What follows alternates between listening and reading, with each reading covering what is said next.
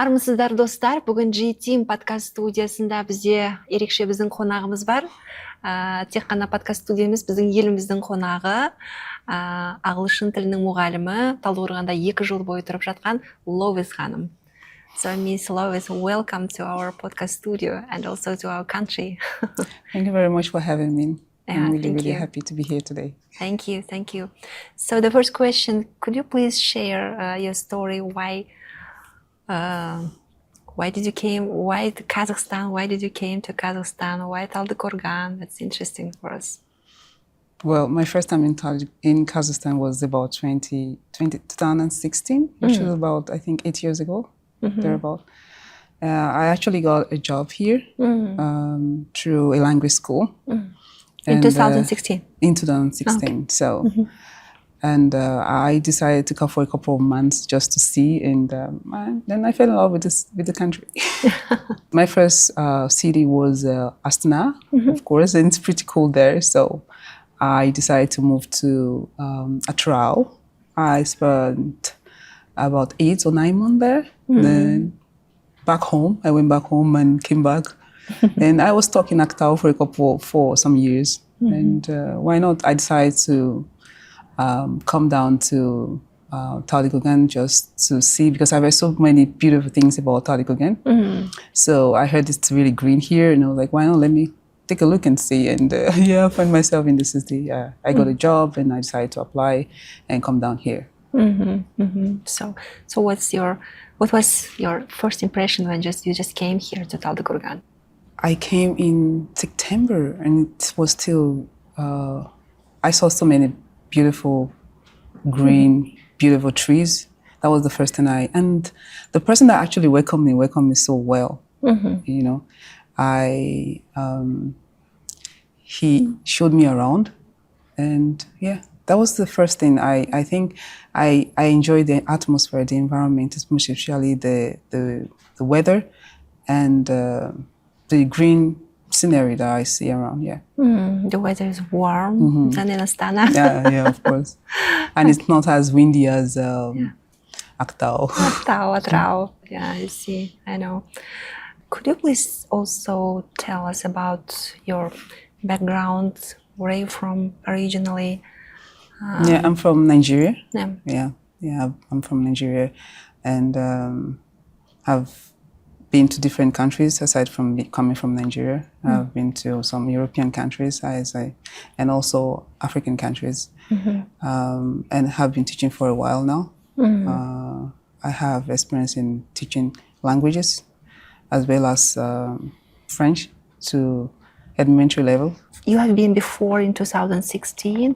Did you know about? Did you know anything about Kazakhstan before coming on in 2016? Yes, I heard about Kazakhstan, I think in 2013 or 2012, thereabout around this time.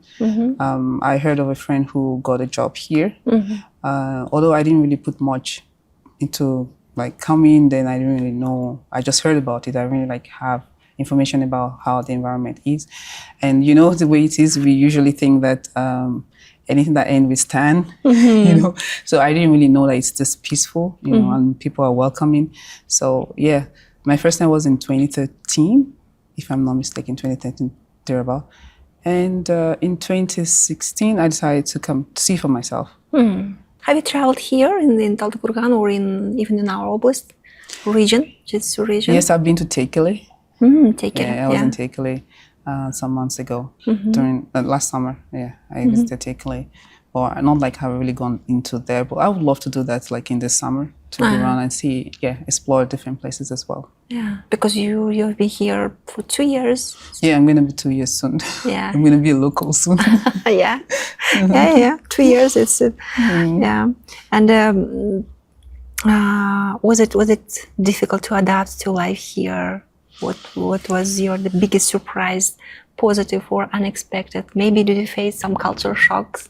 Yeah, I did. I did in the past. Now I'm already accustomed to the environment. I know what to expect, and I know how to react. But at first, I think the selfie thing was really shocking for me, where people wanted to take. I remember my first experience was people trying to take selfie with me, and yes, I was really surprised. and I didn't know how to react. I didn't know it was good or not, but I understand that it was more genuine. Like it's new for them to see someone of your kind. So I really kind of understand. And and also, of course, the language was the barrier, was the main barrier.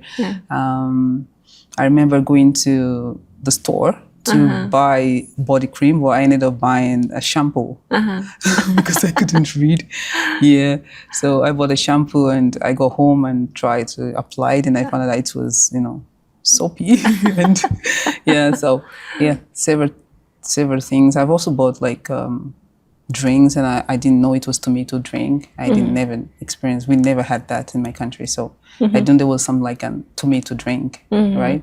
So so many different things. But the good thing about it is people are ready to help. So once you get somewhere, someone offers to help.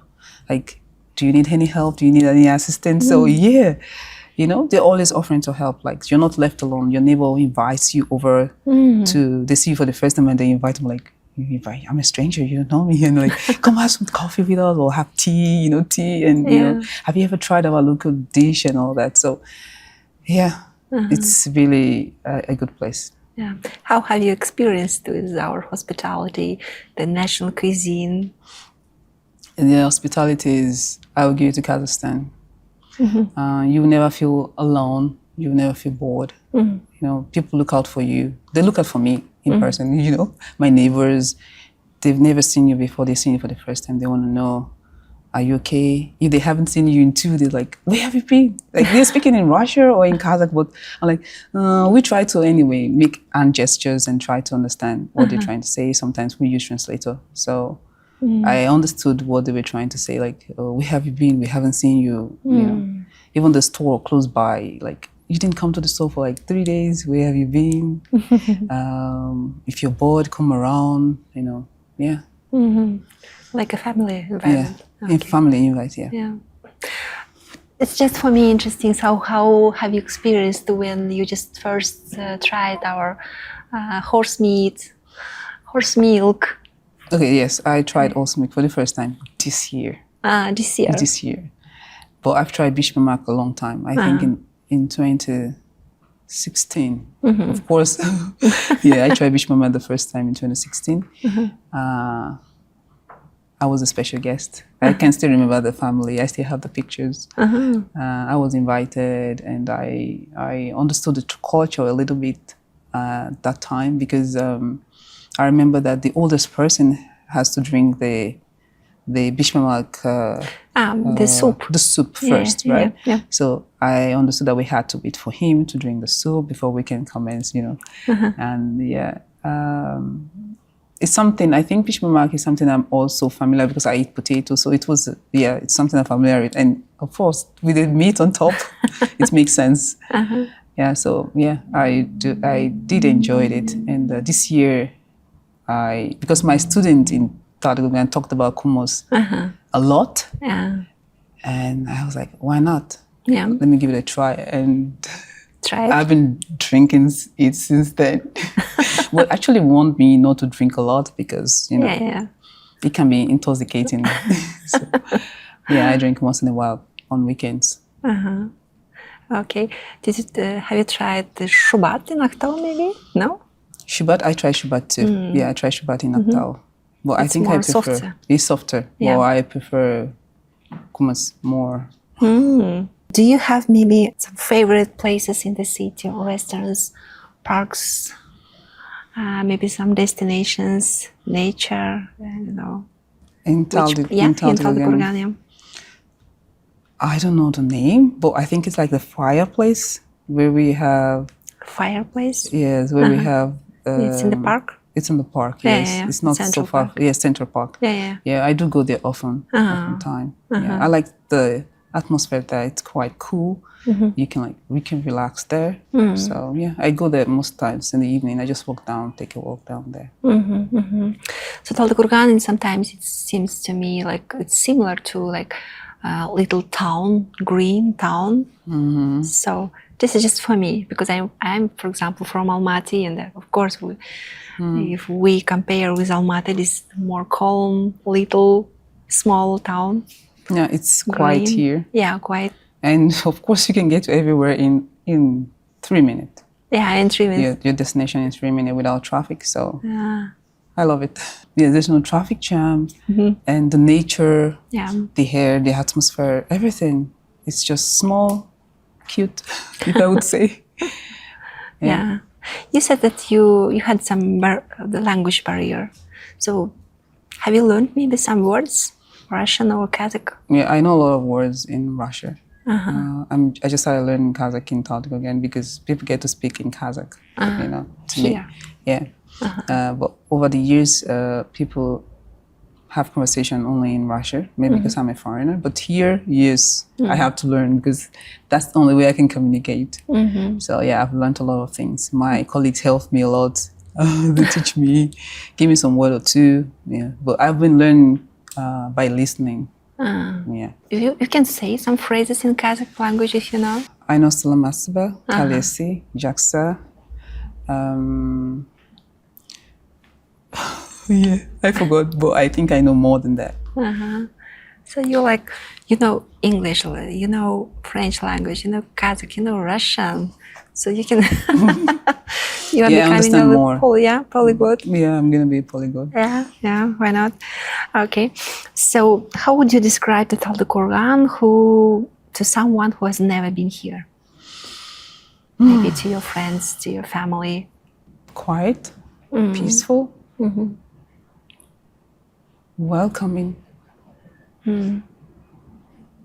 and yeah, quiet, peaceful, welcoming. The people are welcoming. The atmosphere is fantastic, really. The atmosphere is fantastic.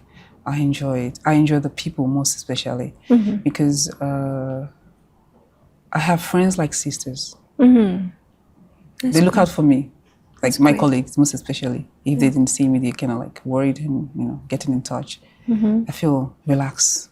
So I think that's important for me. I say to my cousin, this is in the US, and I was like, Kazakhstan, tell me something about Kazakhstan, and I was like, it's peaceful. That's the only thing I can say. The people are nice. You can never feel lonely, you can never feel lonely. That's what I would say. It's peaceful and you will not feel lonely. Even if you're just alone, you get people who want to invite you and show you around and let you understand the culture. What more do you want? So, which I think it's very hard to find in other countries. Yeah, it's hard. Some people don't even know their neighbors, but I know most of my neighbors, even if I don't remember the name because it's quite hard for me. But I know that they look out for me. If they don't see me, like, Gideti, Abidullah, we haven't seen you in like some days. I'm like, it's because of it's winter. That's why we don't get to see. But they ask you, what's your name? I know they will not remember, but at least they like, I didn't see you, I haven't seen you. So that's really enough for me. Including the store where I buy things. If they don't see me too, they ask. So if someone is asking how you're doing, it means they really care. Yeah. So for me, it's really special. So they are open. Yeah, open-minded, yeah. What is the most meaningful part of your work here? Seeing the kids from zero knowledge of English to speaking and communicating fluently with you. Like it's like a great achievement, like seeing the transformation from zero, like, because they have a lot of languages, like they learn Kazakh, they speak Russian, and, on top of it, you're giving them English, and still they could produce something. I go home and relax and sleep. Like that's the way I feel when I see the transformation, like how they have improved from just zero knowledge of English to communicating. I'm not saying like to that, but communicating and helping you to translate to other people. Like, then I wonder, what have I been doing? Like, I can't even really speak Kazakh fluently, But seeing it that my kids, my students can actually achieve that, only with you, like communicating with you because they only see you. I think Just for a short period? Yeah, just for the short period. It's really wholesome. That's great. Yeah. And also, yeah, they learn, I think, the faster because you are a native language speaker. Another thing is because once they communicate with you, you can't speak in Russian or in Kazakh, and they don't have any other option because they really want to communicate. I want to see what they feel or how they feel, and they have no option. But if they know that you understand other languages, they want to switch. Yeah. You know. But if you make them understand that you don't understand any language, you only speak this language. How do you communicate at the beginning of the level? At the beginning level? Yeah. When your kids, they don't know English. I just speak English with them. Just speak. I speak English with them, and if there is a need for me to translate only words, like a particular word, just for the person to be familiar with it, I do that. Otherwise, I often speak only English with them and show some gestures. I can you get me a book over there? And like, and like, no, over there. Then I stand up, I go walk down there, like, get me this book. So even if I don't need the book the next day, I do use the same sentence. I don't need the book, but I just want them to remember that. I'm like, can you please get me the book over there? And like, okay, they might still be confused the second time. Then I try to repeat like 3 or 4 times, and okay. So when I can you get me the pen over there? And like, okay, pen. Okay, they know pen, but they don't know get me the book over there or the pen over there. So as long as I repeat the phrases or the sentence, they pick it up from there. So they understand it, but they might not be able to speak it immediately. But over time, they just like copy me. They often copy me. Like if I just say, like, oh, over there, like, oh, over there. So I use this method a lot if I understood that they don't understand what I'm trying to say. And I don't want them to be used to, like, I understood. Like, a lot of them think I don't even understand at all, which I like it that way so that they can make efforts. So usually I have to accustom myself with the kids, like for 2-3 lessons to get to know what method suits well for the kid, right?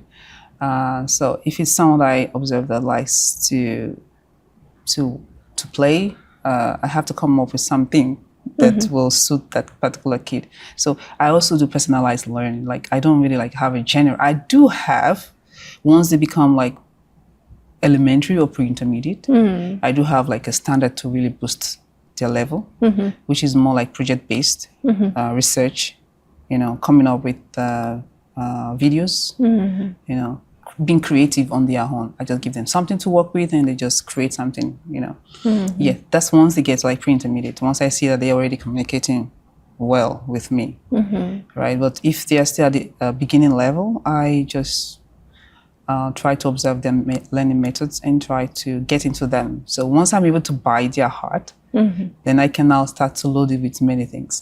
Yeah, and sometimes someone wants to play. Sometimes we just go to the park together and just spend time, and they have to speak in English. They know. They know. Practice English. Yeah, they know that they have to speak in English. Even if I meet them, as soon as I meet them, sometimes I meet them at stores, and once I see them, I'm like, why are you speaking Russian? You need to speak in English. Like, okay, Miss Loveth. I always encourage them, like, once they are together, like, they are my student and they are together, they should try to chip in some English words when they're communicating, because of course they can never forget how to speak Kazakh or Russian, but English they can, like, over time they can forget if they don't practice enough. They have to try to practice all the words and all that. So it's been encouraging. I do. I've prepared hard. The greatest achievement was, sometimes kids come, teenagers, let me say, they come at intermediate level or intermediate. But recently I took a challenge and I decided to teach an elementary student for 5 months. And he came out with a 6. Yes. Usually we take from pre-intermediate, end of pre-intermediate level, intermediate. But I decided to take up the challenge this time, and I couldn't believe it. And how they pass the IELTS? What's the result of the mostly general? In general, the level I would say is like 7. No. But when you go to exam to the exam and you want to pass IELTS, of course you have to put in some, you know, they're scared, the stress and all that. So sometimes they end up with 6.5, and but mostly, like I said, 6.57. Wow. Yes, 6.57, and some of them are either maybe didn't finish, they didn't get to finish because of the timing, or they were just scared, or they became nervous, you know. So, but yeah, most of them usually between 6.57, depending on how the situation is at the time of writing. Okay, that's good. Thank you so much for sharing your story, your life, your ideas. Yeah, and we wish you also continued success, joy, and unforgettable experiences during your time here. And you are always welcome to our community, to be a part of our community. And yeah, just come, and you have to become our resident of Taldyqurghan, not only like Tal. Hopefully. Yeah. Hopefully. It's almost 2 years. It's enough time to be like resident of Taldyqurghan. Okay. And I really appreciate that too. Thank you. Thank you. Thank you very much for having me. Thank you. Thank you. Құрметті көрермен, құрметті достар, осымен біздің сұхбатымыз тамам. Назар қойып тыңдағандарыңызға рахмет.